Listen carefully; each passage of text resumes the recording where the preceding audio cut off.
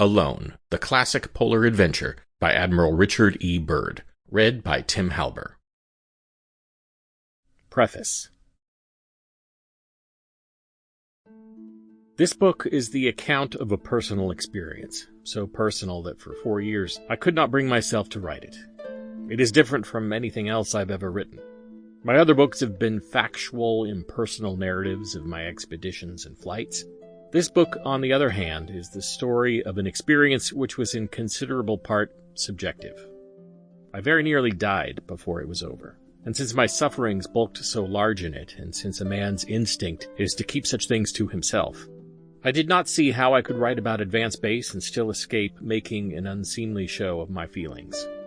Also, I was a long time recovering from the effects of my stay at latitude 80 degrees 08 south, and the whole business was so intimate in memory that I doubted that I could approach it with the proper detachment. But in this decision, my friends would not let me be. Wherever I went, they asked me questions.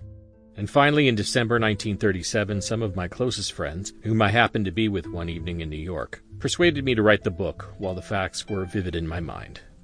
I agreed, but with reluctance.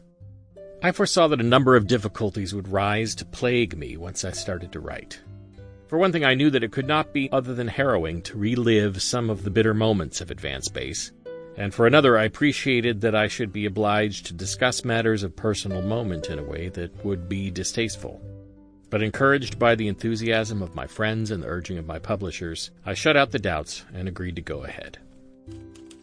As the writing progressed, my earlier misgivings were confirmed. Indeed, there were times when I was on the verge of giving up the book entirely, and would have done so had there been any honorable way out. For there were aspects of this situation which I would rather not mention at all, since they involved that queer business called self-respect.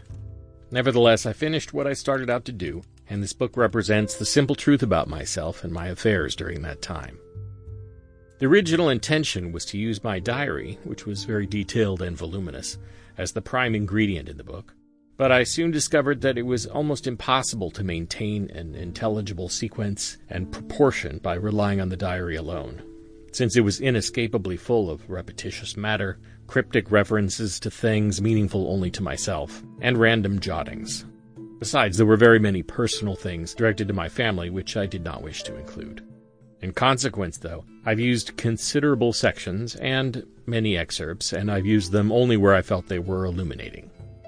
No particular effort has been made in the text to indicate whether the entry for a particular day is complete or only an excerpt lifted bodily from the diary. I did not want to clutter up the book with bibliographical apparatus.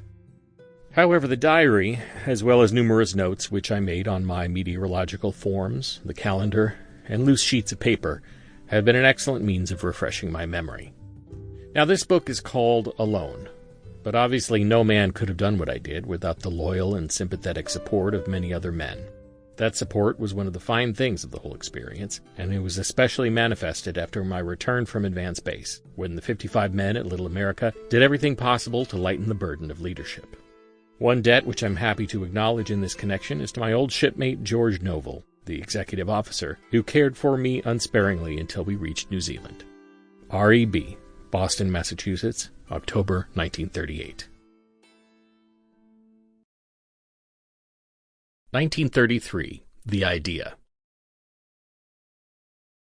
Balling Advance Weather Base, which I manned alone during the Antarctic winter night of 1934, was planted in the dark immensity of the Ross Ice Barrier, on a line between Little America and the South Pole. It was the first inland station ever occupied in the world's southernmost continent.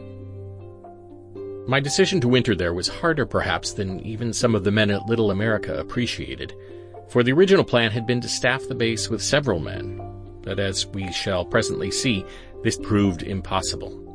In consequence, I had to choose whether to give up the base entirely, and the scientific mission with it, or to man it by myself. I could not bring myself to give it up. This much should be understood from the beginning, that above everything else, and beyond the solid worth of weather and auroral observations in the hitherto unoccupied interior of Antarctica and my interest in these studies, I really wanted to go for the experience's sake. So the motive was in part personal. Aside from the meteorological and auroral work, I had no important purposes. Sample complete. Ready to continue?